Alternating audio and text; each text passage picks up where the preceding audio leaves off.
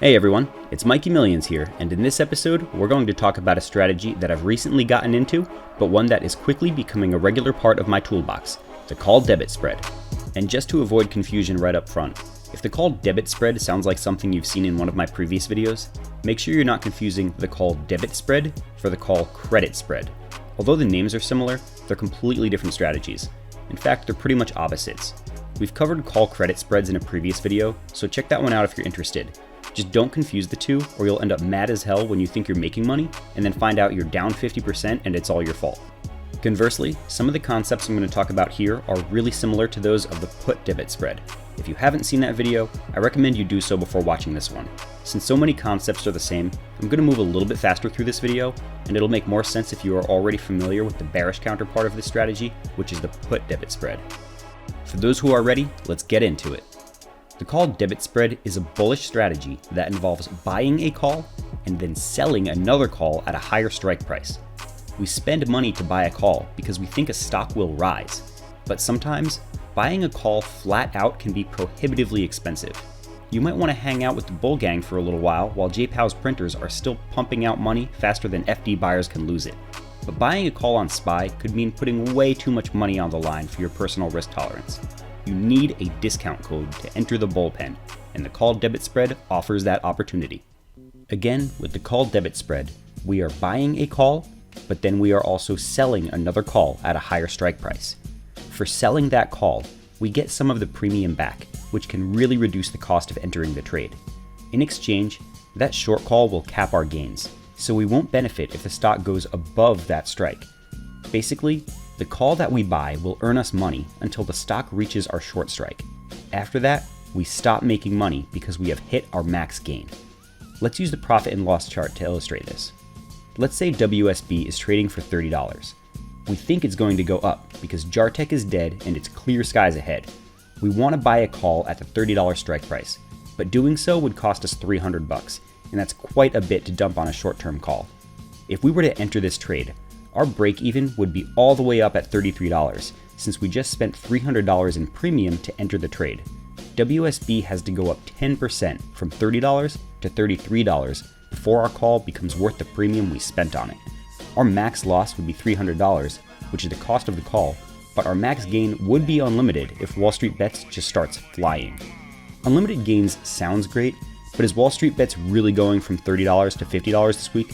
I mean, it is Wall Street Bets, so it's possible. But even if it did go up that whole 66%, the gain would still only be $1,700. It's not going to make you rich, and Wall Street Bets isn't going to go up to $50 anyway. Do we really need to pay $300 for unlimited gains when there's almost no chance of us actually making unlimited money?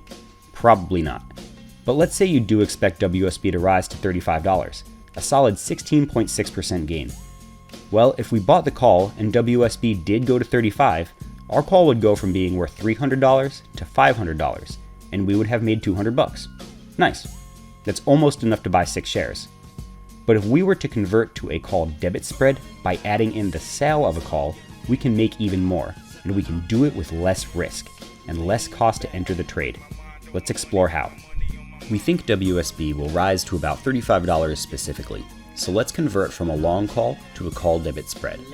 To do this, let's start by still buying that long call at the $30 strike for $300. If we just do that, our profit and loss chart will look like this. We are rooting for WSB to moon.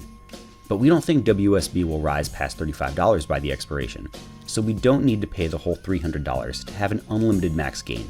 Since we think WSB will round out near $35, let's now sell a call at that $35 strike to some degenerate who sucks down FDs, and let's collect $100 premium for that sale.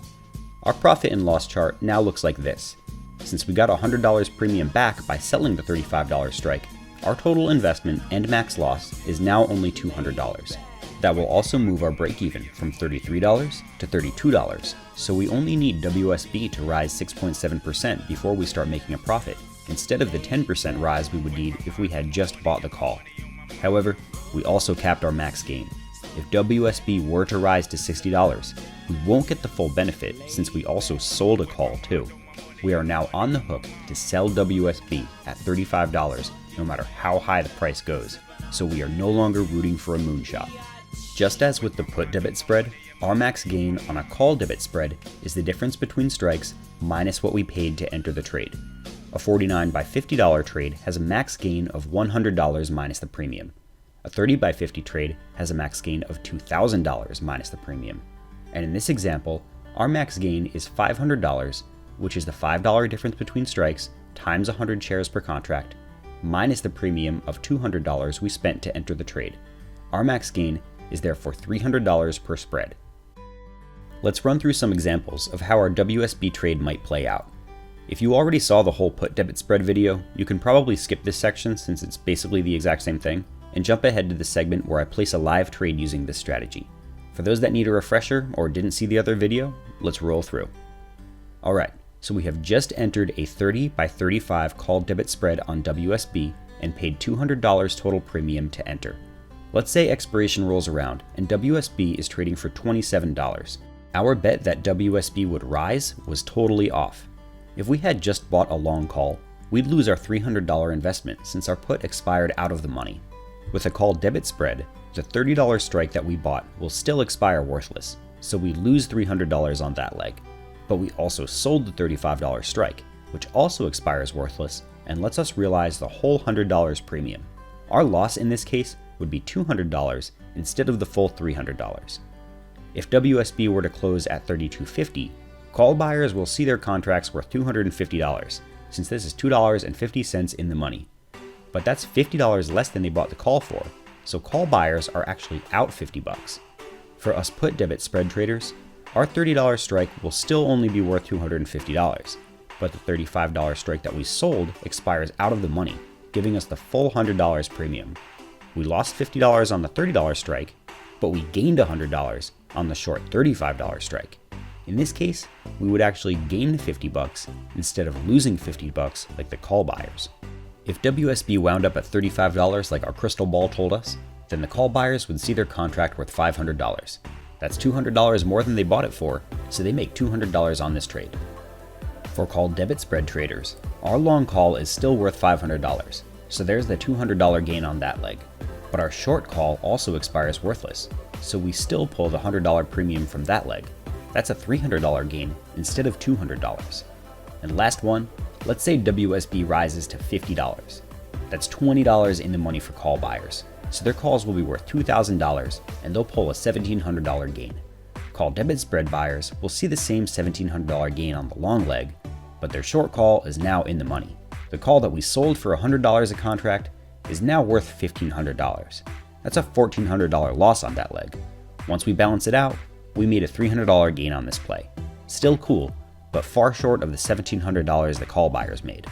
$300 is our max gain no matter what happens to WSB stock. Why? Remember that when we sell a call, we are on the hook to sell shares at the strike price. It doesn't do us any good at all if the stock rises above our short strike. So if we sold a $35 strike and WSB rises to $100, we are still required to sell at $35. The $30 call that we bought allows us to buy shares at $30 whenever we want to, but we are also on the hook to sell for $35 if the stock goes above that price. Buying at $30 and selling at $35 would be a $500 gain, but we also paid $200 to lay this spread on to begin with, so the maximum profit will always be $300 per spread. In addition to what we just talked about, a call debit spread will offer you some protection against IV crush.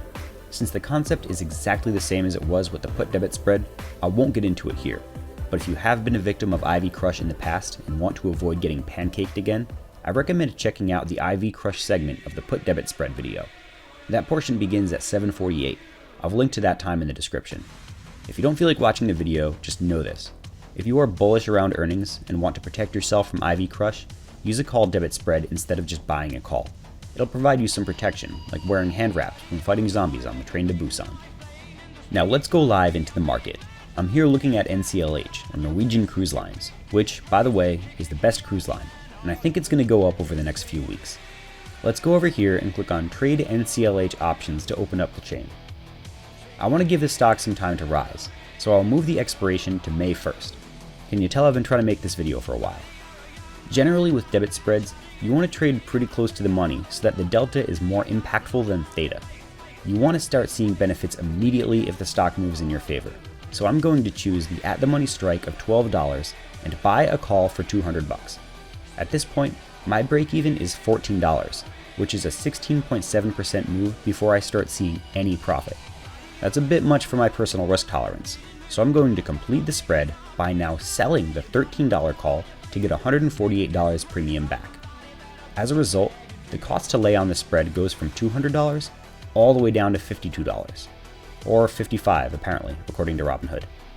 This also now moves my break-even down from $14 to just $12.55, so I only need a 4.6% rise in stock price before my spread is profitable, instead of the 16.7% if I had just bought the call.